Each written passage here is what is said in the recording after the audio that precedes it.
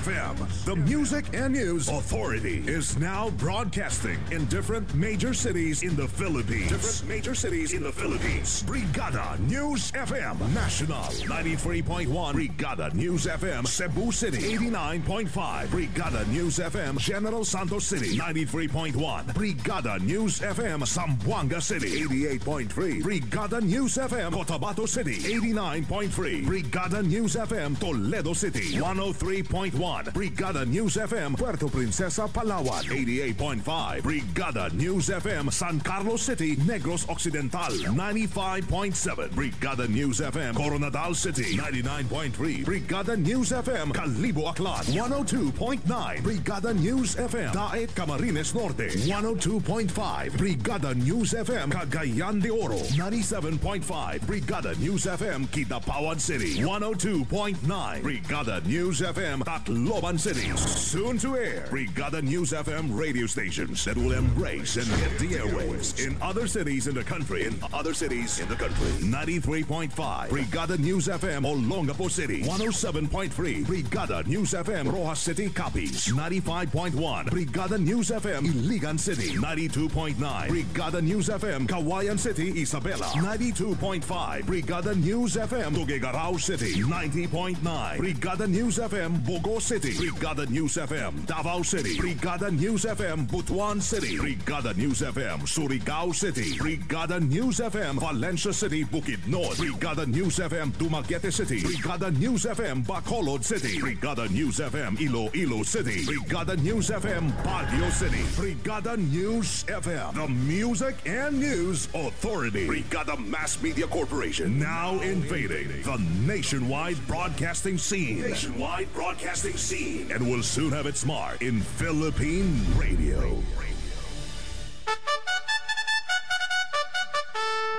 One time, the new Filipino time, alas 4:03 ng hapon. That time check was brought to you by Power Cells Herbal Capsule. Tuldukan ang sakit. Siksik sa mga bagong balita. Rinig sa buong bansa.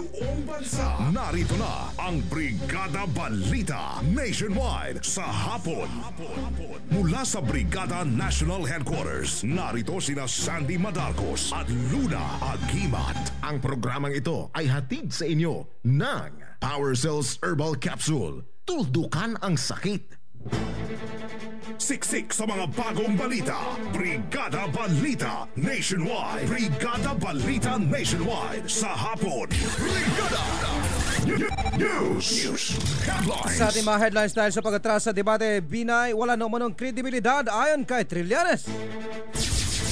Nurses at caregivers mag-ingat sa illegal recruiters ayon yan sa POEA. DOH-PCV Dust-10 probe pinapaubaya sa NBI at leave of absence si Una kusang loob daw. 6 na Chinese pinakakasuhan na sa 3 million drug bust sa Tarlac.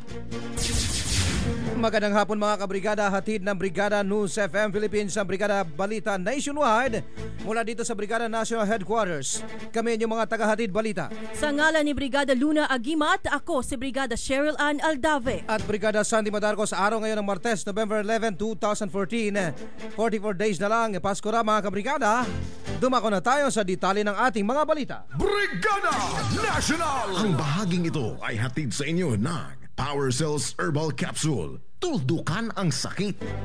Sa detalye ng ating balita, ang national na natili pa rin umunong bukas si Senator Antonio Trillanes IV sakaling muling magbago ang desisyon ni Vice President Gigi Marbinay matapos na umatras sa dilulutong debate nilang dalawa sa harap ng mga isyong ibinabato sa pangalawang Pangulo. Sa isang pahayag, sinabi ng mababatas na hindi siya nasorpresa sa desisyon ng Vice Presidente dahil simula sa pulo umano wala naman itong isang salita. Naniniwala pa si Trillanes na lalong nasira ang natitirang kredibilidad at pagkatao ni Binay dahil sa nasabing desisyon, lalo na't ito mismo ang naghamon ng debate. Una nang inislab ni Binay ang imbitasyon sa kanya ng Senado para humarap at magpaliwanag hinggil sa mga aligasyon laban sa kanya. Kabilang umano'y overpriced sa Makati City Hall Building 2 at mga kinukusyong ari-arian nito sa Batangas. Dagdag pa ni Trillanes, muli umanong sinayang ng Vice Presidente ang pagkakataon na makapagpaliwanag sa taong bayan. Samantala naman nilinaw ng palasyo na kusang loob at mismong si Health Secretary Enrique Ona ang humiling na mag-leave of absence muna siya habang inihahanda pa ang mga sagot niya sa mga alegasyon ng anomalya sa Department of Health. Sinabi ni Deputy Presidential Spokesman Abigail Valte na base sa pahayag ni Secretary Ona, gusto niyang maihanda ang mga kailangan niyang materyales para sa pagpapaliwanag kay Pangulong Benigno Aquino. Ang pahayag ay bilang tugon ni Valte nang matanong kung ano ang kaibahan ng kaso ni Secretary Ona sa iba pang cabinet secretaries na binabato ng aligasyon pero hindi naman nag-file ng leave of absence. Samantala, pinagtibay ngayon ng Department of Justice ang pagsasampa ng kaso laban sa 6 na Chinese nationals na naresto sa isinagawang drug raid sa lalawigan ng Tarlac kung saan mahigit 3 bilyon na halaga ng illegal drugs ang na-recover ng mga otoridad. Sa pinalabas na resolusyon ng pinakakasuhan ni Justice Secretary Lila de Lima ng kasong paglabag sa Republic Act 9165 o Comprehensive Dangerous Drug Act ang mga suspect na sina Zhan Chai Wang, Xia Jian Jun, Zhu Jiandong, Huang Suji at Wang Aibing at Zhan Zilong. Nakatanda namang isang pagkaso sa Tarlac Regional Trial Court. Matatandaan na noong November 6 inihayag ng NBI Deputy Director for Investigative Services Ricardo Pangan nakasama sa kanilang naresto sa sinagawang pagsalakay sa isang Cebu laboratory sa bayan ng Kabiling ang mga dayuhan. Ito man ay bunga ng 2 buwan nilang surveillance sa grupo at sa bisa ng search warrant na inisyu ng Manila Regional Trial Court. Dagdag pa ng opisyal sa dami umano ng ebidensya, inumaga na sila sa pag-inventaryo ng mga ito. Samantala naman naglabas ng babala ang Philippine Overseas Employment Administration or POEA sa mga nurses at caregivers na mag-ingat sa mga bagong modus ng recruitment scams sa mga social networking sites tulad ng Facebook, Twitter at iba pa. Estilo man ito ng mga scammers na mag-alok ng trabaho mula sa Canada at Australia. Ayon kay POEA Administrator Hans Kakdak, hihimukin umano ng mag-like ang mga interesadong aplikante at matapos noon ay sisimulan na umanong maglatag ng mga offers ang mga scammers. Ang mga ito naman ay walang otorisasyon at lisensyang mang-recruit mula sa POEA. Madali umanong makaakit ng aplikante ang mga scams sapagkat tinatanggap din kuno ng mga ito kahit pa sila ay bagong graduate, walang sapat na karanasan at walang professional license. Matapos ang pag-uusap, hihinga na umano ng 3,800 pesos na bayad para sa seminar fee ang mga aplikante at matapos ipadala ang mga pera ay maglalaho ng parang bula ang mga illegal recruiters. Ayon kay Kakdak, para hindi mabiktima ng mga scammers na ito ay maaaring tiyakin muna sa website ng POEA kung ang nagre-recruit ba ay accredited at may kaukulang lisensya mula sa ahensya.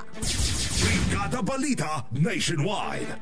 Samantala, punta natin na Malacanang sa report natin kabrigadang Leo Maligdem. Malacanang naghihinayang sa naunsyaming debate. Pakinggan natin ang report. Brigada Leo Maligdem, i-brigada mo! Brigada Live Report! Inabangan din ng Malacanang ang debate sana ni Vice President Jejomar Binay at Senator Antonio Trillanes sa November 27. Sinabi ni Deputy Presidential Spokesperson Abigail Valte na nagmomonitor naman talaga ang palasyo sa mga issue, current events, press briefing at iba pang kaganapan tulad ng debate sana ng dalawa. Gayunman, walaan niya silang magagawa sa pag-atras ni Binay sa debate dahil sarili nitong desisyon bagamat marami ang nag-amang. Binigyan din pa ni Valte na tulad ng naunang pahayag ni Pangulong Benigno Aquino, kinikilala naman ng palasyo na mas senior si Vice President Jejomar Binay kaya hindi sila maaring magbigay ng suhestyon kung hindi hihingin ng ikalawang Pangulo. Report mula sa Palasyo ng Malacanang para sa Brigada Balita Nationwide, Brigada Leo Navarro Maligdem, Brigada News. Brigada Balita Nationwide sa hapon. Hindi nabipressure ang Malacanang na mapantayan ang magandang ipinakitang hosting ng China sa APEC Summit sa Beijing. Sinabi ni Deputy Presidential Spokesperson Abigail Valte na tuloy-tuloy naman ang paghahanda ng bansa na umabot na sa halos 2 taon. Ayon kay Valte, umaasa si Pangulong Benigno Aquino na maipakita sa mga APEC delegates hindi lamang ang mga magagandang lugar sa bansa kundi maging ang strength o kagalingan ng mga mamamayan. Nilinaw din ni Valte na pinag-aaralan pa at kasama sa discussion ng posibleng deklarasyon ng holiday para mabawasan naman ang mahigpit na trapiko kapag magsimula ng APEC sa bansa sa susunod na taon. Kinumpirma din ni Valte na isasagawa ang APEC Summit sa 9 na lungsod sa bansa kabilang ang Clark, Legazpi, Boracay, Bagak Bataan, Cebu, Bacolod, Iloilo, Tagaytay at Manila. Siksik sa mga bagong balita. Brigada Balita Nationwide. Samantala, tiwalang palasyo na mahigpit na pagmamatsyag ang Commission on the Audit sa paggamit ng pondo ng mga local government unit kabilang na ang Tacloban City. Ito ang tukon ni Deputy Presidential Spokesperson Abigail Valte nang matanong kung ipinag-utos ba ng palasyo sa COA na imbestigahan si Tacloban City Mayor Alfred Romualdez kaugnay sa aligasyong pinunduhan nito mga nagprotesta laban sa national government sa kanilang lungsod. Nilinaw ni Valte na hindi inaasa ng palasyo ang COA at sa halip ay idihag lamang niya bahagi ng trabaho ng COA ang pagbabantay sa paggastos ng mga LGU. Alam niyo ba mga kabrigada, lalo doon sa mga may asawa at doon sa mga mag-aasawa, ito'y paunang payo sa inyo. Alam niyo may pangyayari maghapon, nagmamaneho, maghapon din nakaupo sa trabaho, araw-gabi kayod kalabaw. Yan ang term doon sa mga masisipag masyado na mga tatay, mga magulang. At pagdating sa bahay, nako, pagod masyado. Parang hindi ka na makalaka, di ba? So matutulog ka na lang. Kulang pa rin ng kita. Pagod ka na, kulang pa kita. Kaya naman, yung ulo ni Mrs., nako, umiinit na paano ka makabawi kung pagod ang katawan mo. Diba? Pero may solusyon dyan, kuya. Tatay, pwede rin sa lolo. Ngayon kasi sa pag-aaral ang ginseng na isa sa 3 sangkap ng Trimax, halamang gamot na makakatulong sa pagpawi ng pagod ng katawan dahil ito ay tinaguriang natural pain reliever. At alam mo ba kuya, tatay, lolo, ang ginseng din ay nakapagbibigay ng dagdag na lakas sa inyo at alalay para hindi nahadlang ang sumasakit na kasukasuan, rayuma, etc. at magkakaroon ng lakas na inaasahan. Uminom ka ng Trimax Herbal Dietary Capsule na may 3 mabisang sangkap at unang po dyan ay ang ginseng, tongkat ali at ginkgo biloba. Paano inumin ho yan? Isang capsule 30 minutes bago ang romansa gamit ang maaligamgam na tubig, mainit na kape at tsaa o gatas. Anong gusto mo? Gatas, kape, tsaa? Gatas. Baby pa ako. Dapat walang laman ng tiyan ng Brigada Sherry Lads sa pag-inom mo ng Trimax. Matapos ng 30 minutes, maaaring maramdaman ang karagdagang lakas at gana sa romansa. Maaaring mas mabilis, mas epektibo, mas malakas at mas tumatagal 24 oras. Trimax Herbal Dietary Supplement Capsule. Tatagal ka ba? Available na ho yan mga kabrigada sa lahat ng mga leading drugstores nationwide. One time, the new Filipino time, alas 4:13 ng hapon.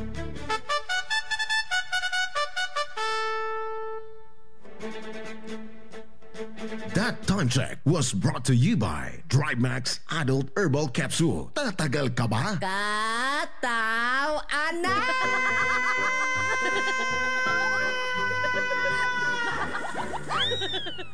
Uy pare, kamusta? Okay lang naman. Alam mo pare, ayaw ko talagang makakita ng babaeng nakatayo sa bus habang ako nakaupo eh. Wow, bait mo, gentle dog ka. Kaya pala pinapaupo mo? Hindi pare, ang ginagawa ko, natutulog na lang ako. Ay! Okay kayo! Kailangan mong kumayod ng kumayod. Kaya naman, palagi kang pagod. Kaya, para sa katawang malusog, Power Cells Herbal Capsule. Power Cells Herbal Capsule. Taglay ang mga sangkap na purong herbal tulad ng garlic, cayenne pepper, mustard seed at cinnamon bark. Kaya kampante ka sa bawat inom mo ng Power Cells. Dapat malusog ang bawat pamilya. Mag-Power Cells na. Power Cells. Mabibili sa mga butika. No approved therapeutic claims. First year anniversary. Darling, nagustuhan mo ba ang dinner natin sa labas? Ika-5 anniversary. Flowers and chocolates for you, darling. Ika-15 anniversary. Biscuit, darling. Gusto mo? Ika-25 anniversary. Ibalik muli ang labing-labing ninyo ni Darling sa tulong ng Tongkat Ali, Ginseng at Ginkgo Biloba na nasa Drive Max Herbal Dietary Supplement Capsule. Kasabay ng tamang pagkain at ehersisyo, parang bagong kasal ulit kayo ni Darling. Drive Max Herbal Dietary Supplement Capsule. Available in all leading drugstores. No approved therapeutic claims. Mag-text o tumawag sa 0932-282-8805 para sa karagdagang impormasyon. Ang Power Power Cells Herbal Capsule at Drymax Dietary Supplement Capsule ay mabibili na sa South Star Drug nationwide, RBV Pharmacy, Palanas, Lemery, Batangas, Veslino Hidalgo Pharmacy, Poblacion, San Antonio, Quezon, City Drug, Blue Boss, Makati City, at AMYRC Drug and General Merchandise sa Public Market, Santa Cruz, Laguna. The time has come to crown the next environmental queen. Carousel Productions and Crimsilk proudly welcome the delegates of Miss Earth 2014. The most relevant beauty pageant in the world kicks off for another year of caring for Mother Earth. Join the crusade to save the planet. Watch out for the Grand Coronation Night on November 29, Saturday, 7 p.m. at the UP Theater in Quezon City. Telecast on Star World. Also broadcast on November 30, Sunday, 10 a.m. on ABS-CBN. The Miss Earth 2014 delegates will be billeted at Green Sun, the official home, and in partnership with Brigada News FM National, the Music and News Authority.